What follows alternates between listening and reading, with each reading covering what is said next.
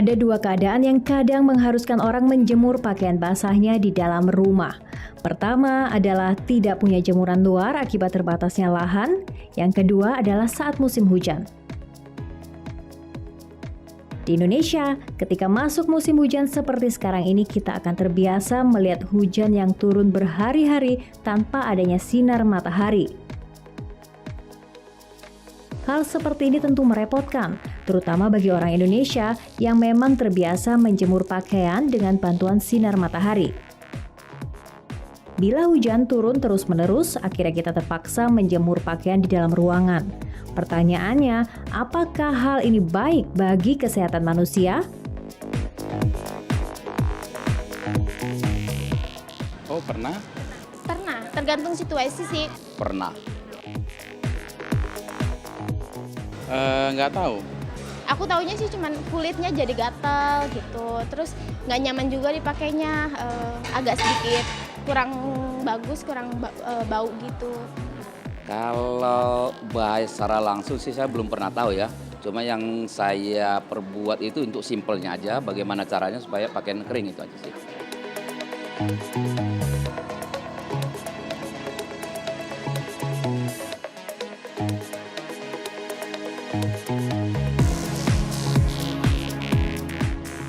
Aduh pemirsa, ini kalau Anda lihat di tempat saya ya, ini lihat sudah gelap sekali langitnya. Sebentar lagi mau hujan sepertinya ya.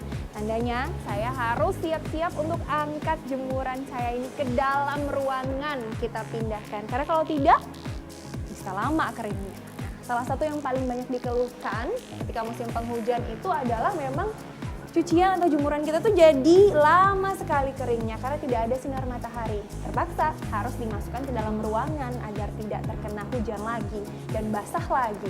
Cuma pertanyaannya sekarang adalah, apakah pakaian yang dijemur di dalam ruangan ini keringnya akan sama jika dibantu dengan sinar matahari secara alamiah di luar ruangan? Apakah sama sehatnya juga? Itu yang jadi pertanyaan karena ada yang mengatakan bahwa pakaian yang dijemur di dalam ruangan itu selain baunya tidak sedap, tapi juga berbahaya untuk kesehatan kulit. Benarkah demikian? Langsung kita simak pembahasannya di studio. Ya, itu dia tadi ya, ternyata ada yang suka menjemur pakaian di dalam. Karena di hotel-hotel sekarang suka disediakan kan? Bener, di kamar mandi Di kamar hotel mandinya. tuh biasanya ada, in case kita mau cuci sendiri langsung jemur gitu kan. betul. Nah ini sebelumnya kita sudah kedatangan dokter Rita, spesialis paru. Selamat siang dokter. Selamat siang. Apa kabar dok? Baik, Dok, alhamdulillah. nah itu tadi gimana tuh dok sebenarnya dok? Nanti kita akan ngobrol lanjut lagi, tapi ini ada fakta dan mitos Bu yang pertama nih dok. Nah ini menjemur pakaian basah harus di ruangan terbuka, harus. Ruangan terbuka, harus di ruangan terbuka. harus. Itu fakta atau mitos tuh dok? Fakta Fakta ya, Iya. harus di ruangan yang terbuka. terbuka. Kenapa Kenapa tuh tuh dok? dok?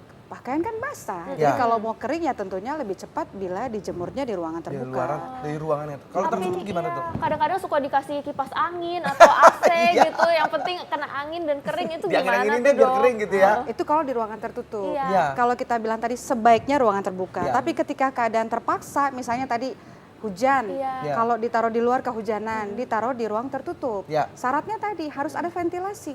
Oh. Ada angin yang masuk, angin yang keluar, sehingga udara tidak berputar di dalam ruangan Berarti saja. kalau misalnya dikasih AC atau kipas angin justru malah bahaya ya dok ya, karena kan biasanya ditutup. Iya betul, betul. Kalau AC Kalau nggak nggak bisa. ada ventilasi kenapa emangnya dok?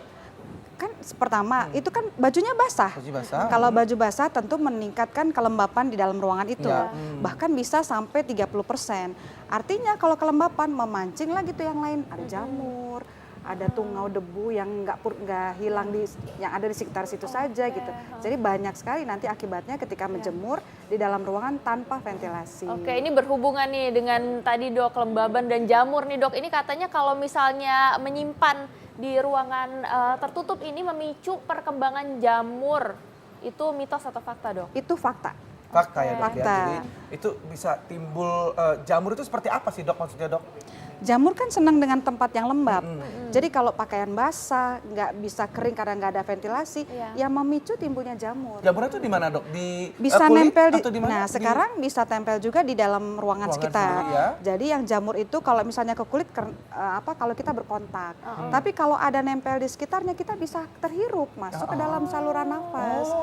Jadi justru jamur yang lebih berat daripada sekedar apa tuh kayak panuan gitu kan tuh jamur juga. Itu lebih berat lagi Jadi kalau jamurnya. jamur di dalam paru Di itu dalam ada, saluran dok? nafas ada. Itu yang bahaya. Itu yang bahaya? Iya, tentu saja jemurnya dalam waktu yang lama, nggak Iya. cuma sebentar habis itu pindahin keluar, enggak. Dalam waktu yang lama, ruangan itu lembab sehingga jamurnya akan lebih mudah hidup di tempat yang lembab. Nah, jadi ini juga ada hubungannya juga. Jadi menjemur pakaian di dalam itu bisa menyebabkan alergi. Itu fakta atau mitos tuh, Dok? Fakta. Fakta ya, Dok? Fakta. Ya? Kaitannya juga dengan jamur. Iya. Karena pada orang-orang misalnya asma, Iya. itu bisa memicu timbulnya serangan asma. Jamur itu juga begitu, salah satu pemicunya. Oh. Gitu. Jadi mesti berhati-hati nih kalau jemur di dalam Makanya kan ruangan. kadang-kadang kan banyak yang juga yang tinggal di gang-gang sempit gitu kan. Terus kemudian juga mereka tidak ada ruangan di depan gitu untuk menjemur. Makanya mereka jemur di dalam. Nah itu sangat berbahaya ternyata ya dok ya. Ya tentu ada trik-triknya sih ya sebenarnya kalau mau jemur dalam ruangan. Iya. Usahakan tetap dapat angin Dapat atau angin, sinar matahari. dibuka Contohnya pintunya gitu. kita misalnya punya tingkat 2 deh Ya. di lantai atas. Ya. Itu bikin atap yang tembus matahari dan ada terbuka. Dari sisi yang terbuka sehingga angin bisa masuk. Yang penting ada ventilasi. Ya ada ventilasi, tetap nggak kehujanan tapi pakaian juga bisa kering dan tidak mengganggu kesehatan. Kalau itu Nah caranya ini seperti itu. pas banget nih tadi barusan diberikan tips ya sama dokter ya. Iya. Kita juga punya tips nih, tips menjemur pakaian ketika di hujan. musim hujan. Ini dia.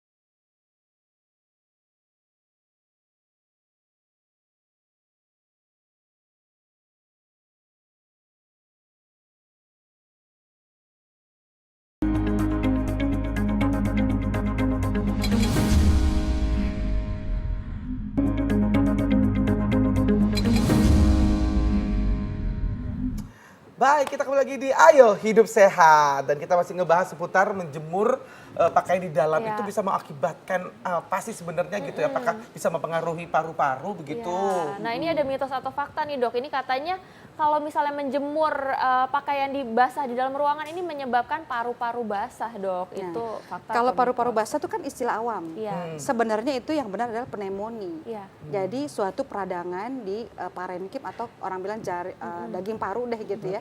Itu tentu dalam proses yang cukup lama. Oh. Jadi nggak baru hari ini hujan taruh di jemuran, Di ntar dalam langsung kena kena paru-paru paru-paru basah. basah atau pneumonia, enggak, tetap Enggak. perlu waktu. Berarti ini mitos ya dok ya? Sebenarnya fakta tapi tidak, maksudnya gini, tidak Secara langsung. ada syarat-syaratnya tuh, syarat dan ketentuan berlaku, artinya Kira-kira berapa jemur. lama nih biar masyarakat bisa hati-hati dok, misalnya terpaksa gitu?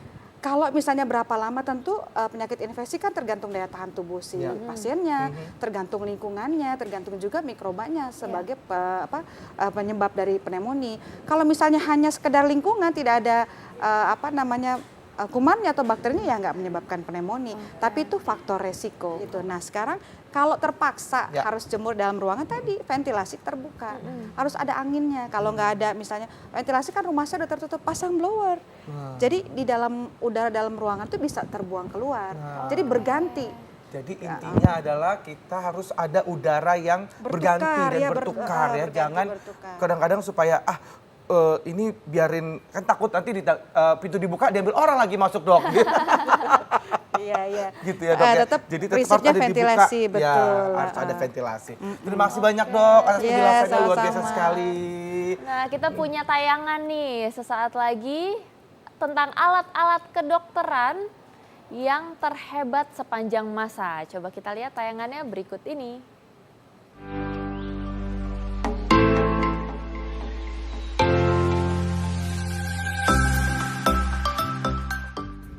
Pemirsa, ayo hidup sehat. Alat medis merupakan sarana pendukung pelayanan perawatan dan pengobatan yang bisa membantu para tenaga medis menyelamatkan nyawa manusia. Berkat perkembangan teknologi kedokteran dan kesehatan yang pesat, alat medis sudah semakin canggih. Tapi tahukah Anda kalau ada beberapa alat medis yang tercatat dalam sejarah sebagai pionir yang akhirnya mampu mengubah wajah dunia kedokteran secara radikal? Nah, berikut ini adalah beberapa penemuan alat medis terhebat yang telah dirangkum tim Ayo Hidup Sehat.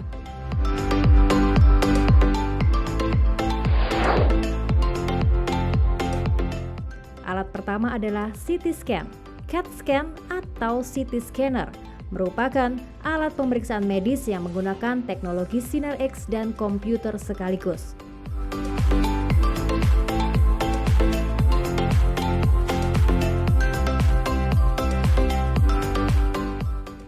CT scan dikembangkan oleh Godfrey Hansfield.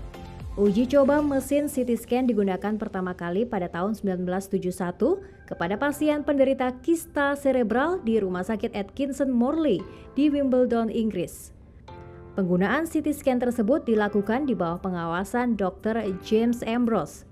CT scan sendiri tercatat secara resmi ditemukan pada tahun 1972 oleh Godfrey Hansfield dan Alan Cormack setelah melewati 4 tahun masa penyempurnaan sejak prototipe pertamanya dibuat di tahun 1968. Penemuan CT scan dianggap sebagai tonggak sejarah dalam metode diagnosa visual di dunia kedokteran.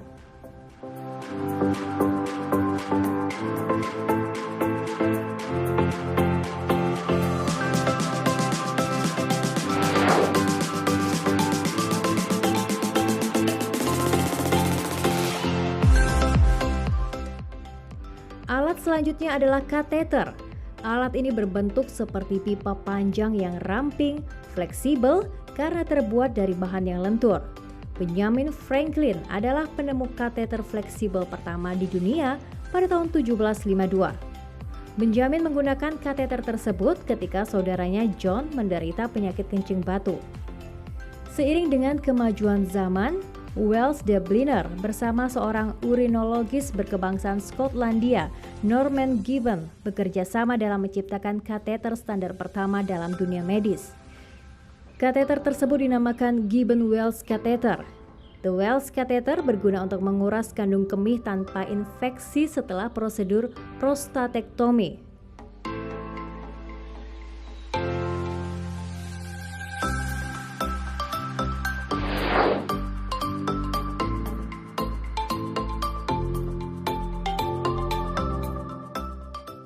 Berikutnya ada plester. Plester ialah perban kecil yang digunakan untuk luka yang tidak begitu serius seperti luka gores atau terbentur.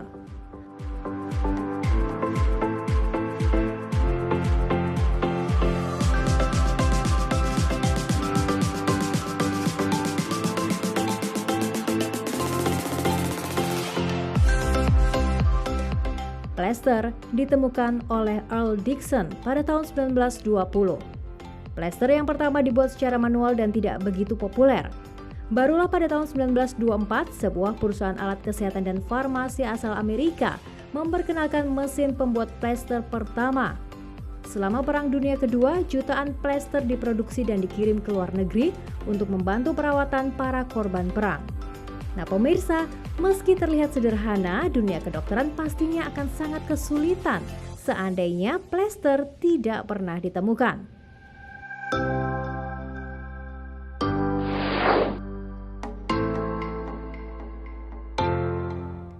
Alat yang juga tidak kalah penting dalam dunia medis adalah stetoskop. Alat ini pertama kali ditemukan di Perancis pada tahun 1816 oleh René Laennec. René membuat stetoskop karena sebagai seorang dokter, ia merasa tidak nyaman ketika harus menempatkan telinganya di dada pasien wanita kala melakukan pemeriksaan kesehatan. Pada awalnya stetoskop hasil buatan René berbentuk seperti gulungan kertas. Stetoskop akhirnya berevolusi ke bentuk modern pada tahun 1960 ketika seorang profesor dari Harvard Medical School, David Littman, menciptakan jenis stetoskop baru yang lebih ringan. Fitur kedap suara dari stetoskop sendiri baru dipatenkan pada tahun 1999 oleh Richard Deslauriers. Stetoskop peredam kebisingan eksternal pertama tersebut diberi nama DRG Pureton. Nah pemirsa Ayo Hidup Sehat, itulah tadi beberapa alat medis yang mampu merevolusi dunia kedokteran ke era yang lebih modern.